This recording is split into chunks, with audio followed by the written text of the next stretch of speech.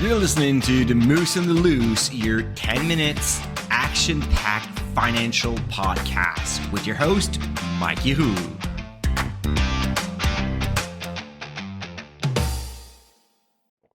Hey, what's up, Market Moose? Mike from The Moose on the Loose. Welcome to this part 2 of Should I Sell Telus? To understand what I'm doing today, you really have to listen to yesterday's podcast where I was telling you, you're not asking the right question. Like, should I sell Telus is like definitely not the right question to know if it's a good timing, or should I sell because I'm losing money, or is there any hope about it? You have to go back to having an investment process. And today, like yesterday, I explained the investment process, how to get stuck, how to get away from getting stuck in paralysis by analysis. And today we are going back using Telus as an example, following this simple investment process to know if actually should I keep Telus in my portfolio, because it's in my portfolio. It's in my top 10. I think it's like the 9th or 10th largest position in my portfolio now. Getting distanced by a lot of like high performers, of course, in my portfolio used to be a bigger portion of my investment. But over time, what happened is this one did not perform very well over the past 3 years, and other companies did incredibly well. So of course, there is like this rule of balance. You have companies doing better than others, and then eventually your composition, your structure changes. So what doesn't change, though, it is my investment process. So the very first thing that I have to focus on is to go back to the basics. So what is my investment strategy? I already tell you that a little bit yesterday. So my investment strategy is to focus on companies that increase their dividend every single year, because based on financial literature and based on common sense, a business that is able to increase its dividend year over year for several years, or we're talking about like 5, 10, 20, 50 years, well, chances are those companies have a set of robust metrics. They are successful companies. And as an investor, this is what a type of investment I want to make. I want to buy shares of companies that are successful. So Telus, what about it? Well, Telus still matches my investment strategy because it is a dividend grower, because over the past few years, it has increased its dividend twice a year for roughly a total of like 7% per year of increase. Moving forward, though, in 25, I am not convinced they will keep up with 7% dividend growth policy. So already with my investment strategy, I can tell that so far it has met my number one criteria, which is it must be a dividend grower. But I have to put a small asterisk besides the name, just because I want to make sure that this will continue.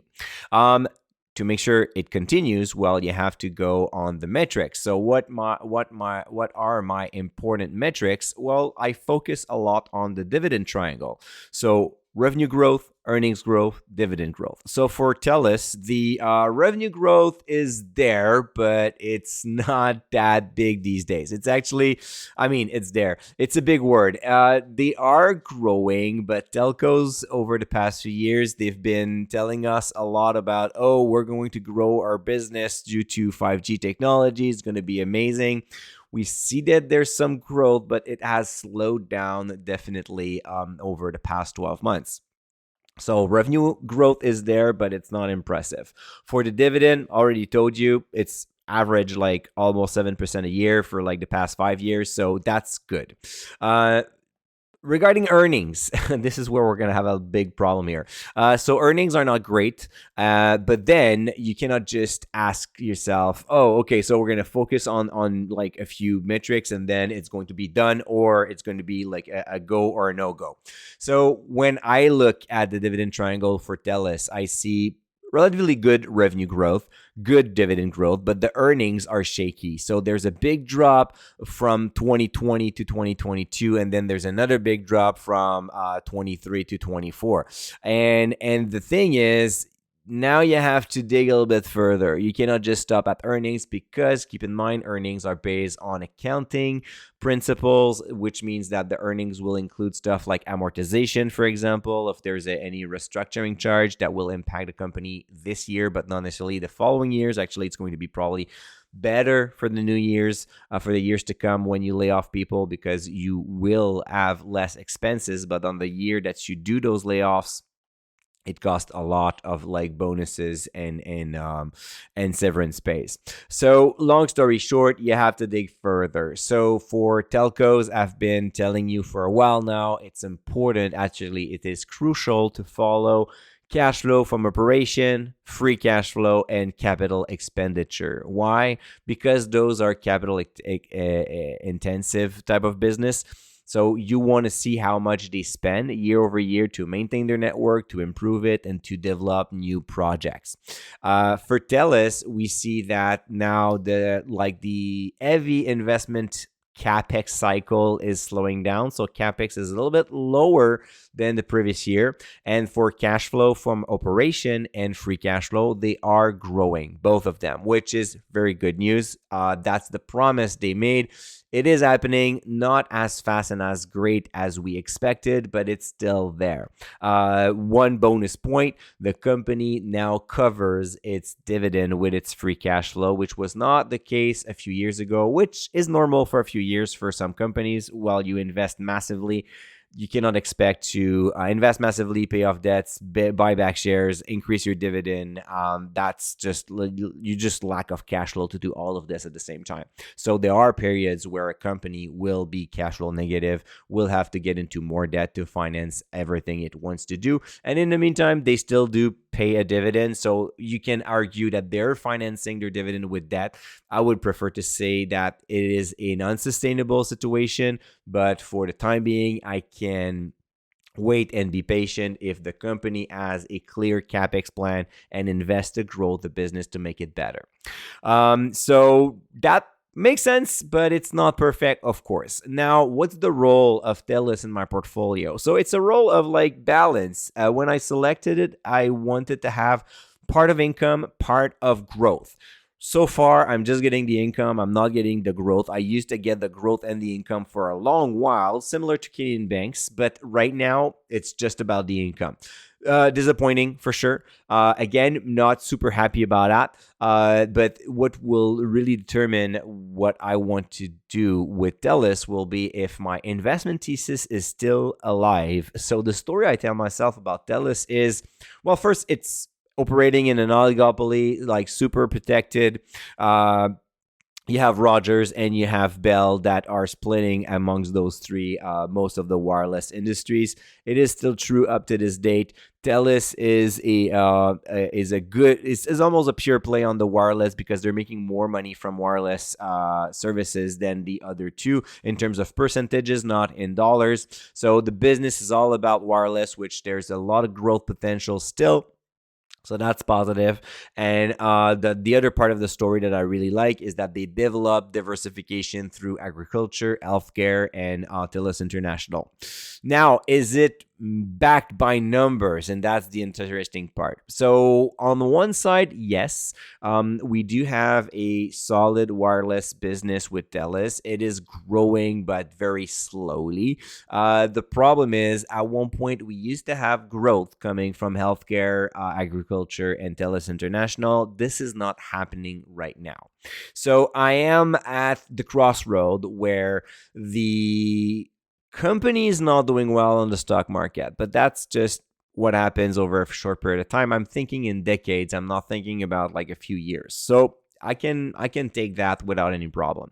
But then I have to consider Telus is not playing its full role in my portfolio. They're just providing income. They're not providing the growth. The dividend triangle is partially positive, but I need to rely on a second set of metrics looking at cash flow from operations and free cash flow. And right now it's positive, but it was not the case about a year ago. So again, I could not give an A+ here either. It's like it's passing, but it's pretty much there.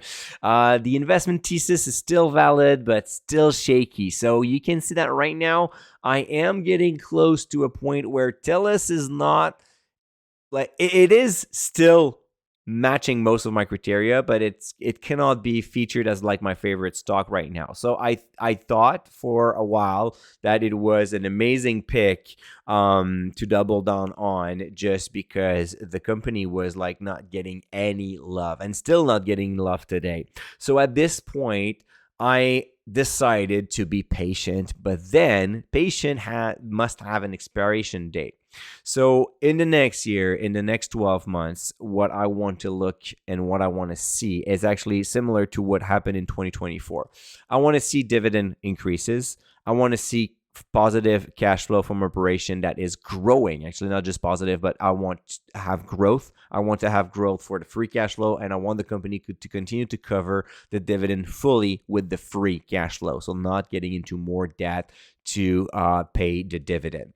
If those metrics are still valid in December of 25, I will still hold Telus. If not, well, then I will get very close to the final decision to get rid of it. But I can still be patient because it is only one part of my portfolio.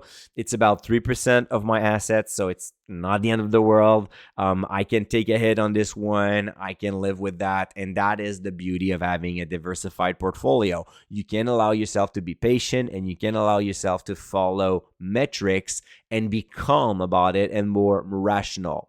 So that's pretty much my thought on Telus right now. So, of course, I'm going to hold on to my shares for now. We'll see how it's going to happen in the coming quarters. But in the meantime, I'm still very happy to have Telus. So, right, Moose, I hope that I've helped you with the example of having a process and taking a decision.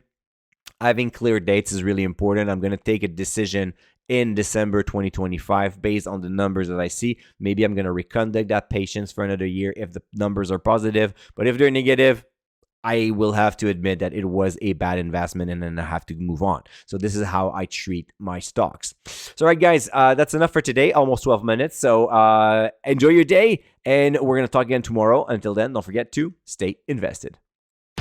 Hey, welcome to the disclaimer. If you're listening to The Moose and the Loose, you cannot really expect me to give you buy or sell recommendation or financial advice, right?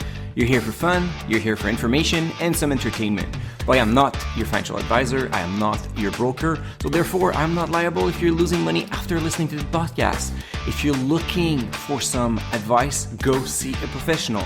If not, you can enjoy this show and do your due diligence after it.